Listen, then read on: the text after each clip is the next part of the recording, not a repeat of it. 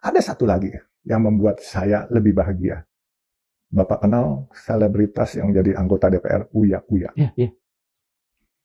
Jadi kejadian itu kan tanggal 29 saya ke kuburan karet Bifak. Tanggal 30 Agustus itu penjarahan kepada rumahnya Uya Kuya dan yang lain-lain semua, termasuk Ibu Sri Mulyani, Eko Patrio dan semua. Dan Bapak tahu hari itu saya tanggal 30 saya nggak tahu ada apa-apa, jam 9 jam 10 saya udah tidur begitu. Terus jam 1 atau jam 2 saya bangun. Saya mau tahajud lagi, saya lihat di telepon saya, miss call ada 20 kali dari Uya Kuya. Saya sama Uya Kuya itu kan sahabat. Dan sahabat maksudnya ya kenal baru, tapi maksudnya saya sering interaksi. Nah saya bilang, saya telepon dah, saya coba. Mas Uya, Assalamualaikum. Saya bilang, Mas Uya, Pak Yusuf, kenapa Mas Uya? Sambil sesenggukan, rumah saya sudah habis Pak, dijarah katanya. Saya bilang, innalillahi wa inna ilaihi. Saya bilang, Mas Uya sekarang di mana? Saya di apartemen, Pak. Terus kenapa? Di bawah ada ratusan massa, Pak. Teriak-teriak, bakar. Terus kami khawatir, Pak, lift udah dimatiin. Terus Mas Uya kenapa nggak minta kepolisian atau TNI untuk bantu? Dia jawab apa? Bu Sri Mulyani pakai TNI, Pak. Tetap jebol. Eko pakai polisi, Pak. Tetap jebol, Pak. Terus dia kayak bingung. Saya terus, begitu itu saya coba. Saya bilang, aduh kesian ya, mudah-mudahan saya bisa nolong dia. Saya tanya, Mas Uya percaya nggak kalau saya jemput? Itu jam 3:30 lah Pak pagi, tanggal 31. Terus di mana nanya saya? Emang Pak Yusuf berani dan mau jemput saya? Kata.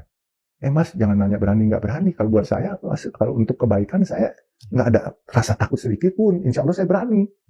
Bentar Pak Yusuf, dia tanya nyonyanya Astrid, Trit, ini bagaimana kalau dijemput Pak Yusuf? Astrid nyambut. Iya dah, katanya mending Pak Yusuf aja yang jemput. Nah, saya, begitu orang percaya sama saya langsung bangkit, saya punya sifat heroik. Orang percaya sama saya, dan orang lagi butuh saya harus jaga. Saya bangunin nyonya saya, Pak. Mah, dia bangun. Kenapa? Itu Mas Uya apartemennya mau dibakar, saya ke sana. Nyonya saya marah. Mau keluar nggak ada supir juga katanya, orang-orang pada ketakutan ngumpet di rumah, lu mau ngapain lu cari mati katanya. Saya bilang, Mah, jangan gitu. Dulu teman-teman Tionghoa waktu 98 banyak dibantu sama teman-teman yang muslim, teman-teman pribumi. Sekarang teman pribumi ada kesulitan, ini tanggung jawab saya. Ya Maya, saya bilang gitu. Saya kan harus minta izin. Nyonya saya tahu karakter saya kan, nggak bisa di stop. Cuma bilang, ya udah dah, terserah lu. Yang penting gue doain lu, pokoknya selamat. Dah, lu jalan bye-bye katanya. Udah, saya pakai celana pendek. Saya pakai sandal, saya pakai kaos. Saya nyupir sendiri, nggak ada supir kan lagi pulang Pak, weekend gitu. Masuk ke dekat Casablanca situ. Di situ saya lihat massa, mungkin nggak sampai 100 sih, 60-70 orang. Saya buka kaca mobil saya. Assalamualaikum, permisi. Mereka lihat saya, Mbak Balun, kasih lihat, mau pulang tuh Mbak Balun katanya. Dia pikir rumah saya di situ. Kasihlah masuk saya Pak. Saya kan nggak mau nanya urusan apa, saya tahu mereka gitu. Saya masuk ke basement, saya bilang, Mas Uya, gue udah sampai nih.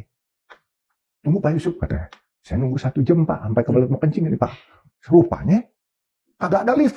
Dia naik tangga Pak, bawa koper 2. Koper pakaiannya semua kayak orang mengungsi Pak. Laki bini dibawa. Sampai di mobil saya, Pak Yusuf aman nih.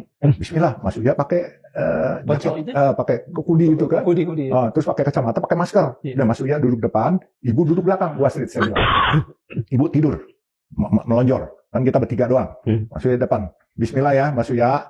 Jangan salahin saya kalau ada apa-apa, tapi saya usaha semaksimal doa sama Allah. Bukan saya yang bisa, cuma Allah yang bisa lindungin. Dan insya Allah, masa tidak akan melihat Allah, melihat Mas Uya karena Allah balikan matanya.